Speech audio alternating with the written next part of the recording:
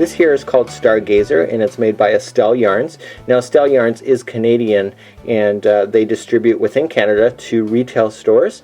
They do not sell directly to the end user, so finding this may be a little bit of a trick to do it, but you can go on their website and see if there's any of their online stores that they have as customers that will be willing to ship it to you if you're outside of Canada. Now you can see that this yarn is fabulous. Look at this.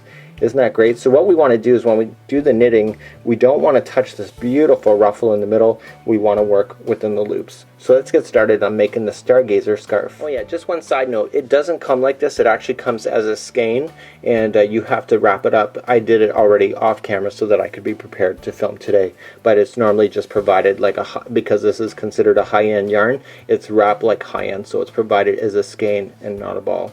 So now let's get started on this tutorial. To get started, I'm going to not go on the end loop because I'm just kind of scared that's going to fall out, even though it's probably not.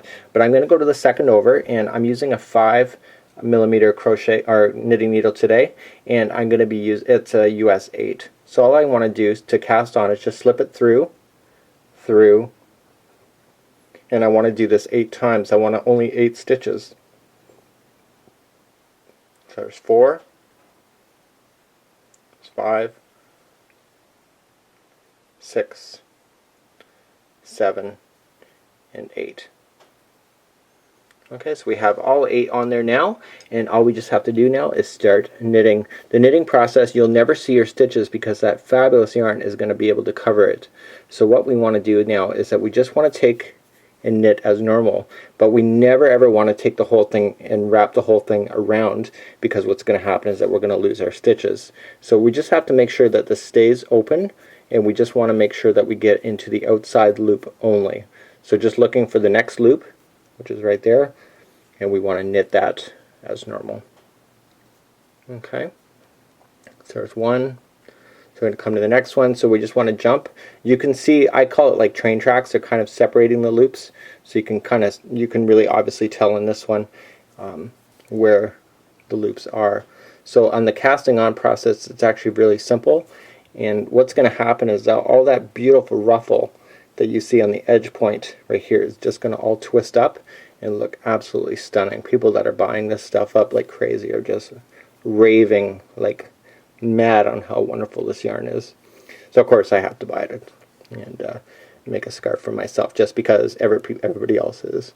It's so not right to do that. It's like the Joneses, but hey, when people find a good thing, why not share? Okay, so this is all it is. So there's no fancy stitch work. You're not going to see it. So it's just regular knitting back and forth. And the casting on process is very, very simple. That's what intimidates everybody to want to buy it in the first place, but once they understand it, then they realize how much more that they can get out of their knitting. This is very much like the Red Heart Sachet or the Peyton's Pirouette as well.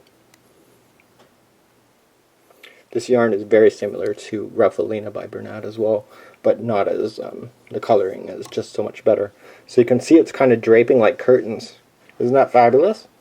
So what we want to do now is begin the next process. So to begin, we're just going to switch it, and we're going to switch our knitting needles. So we still have all 8 on there, so that's good, and we just want to knit as normal. So we just have to go back and forth, making sure we grab every one of the loops. So we don't want to ever jump any loops like we did with the Red Heart Sachet. I recommended it with the Peyton's Pirouette as well. With this one, I wouldn't recommend it. And I just realized that now that I'm seeing it coming together, I've seen a scarf like this done in metallic gold. Oh my god, was it beautiful. I didn't even realize it was this yarn until I just started seeing it come together now. It's almost like a red carpet kind of scarf to it. So heading to California next week anyway, so maybe I'm gonna have to get this done in order to wear it when I'm in California. So I'm going to now just finish off, so we just have to go back and forth as long as you want to make it.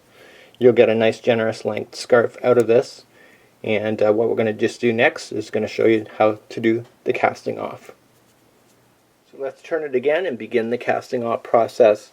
And this is very much like what we did with the Red Heart Sachet, the Peyton's Pirouette, the twist and twirl, it's all the same.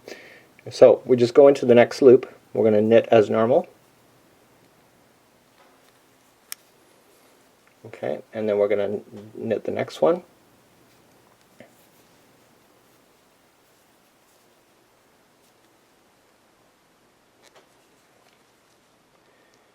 Okay, so now what I want to do is that I want to slip in my knitting needle over here, grab the first one, and just gently pull it over the last one we just knitted.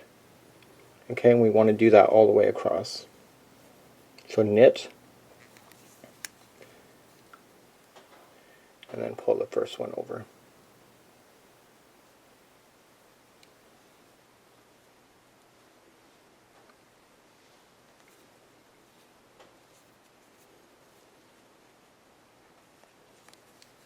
Okay, so just continue to do that all the way across, and I'll meet you back up on the last one where we'll finalize off this scarf. Okay, I'm knitting my very last one available. We have. So we never want that yarn to kind of twist up. We always want to stay on the one side, and we're just going to finally knit this last one over.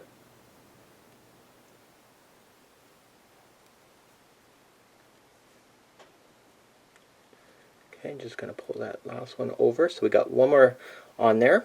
Okay, and you've got to be very gentle at this point now. Is that I'm going to trim the yarn coming from the ball.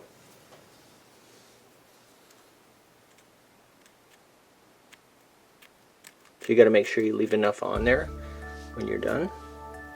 And what I'm going to do now is I'm going to grab a crochet hook because it's just going to be much easier to slip it through the loop that we have that I've been holding. Okay, and I want to grab this yarn and the remainder and pull it all the way through. Pull all of that stuff through. Just like that. Okay, and I want to tie that into a knot. A nice tight knot.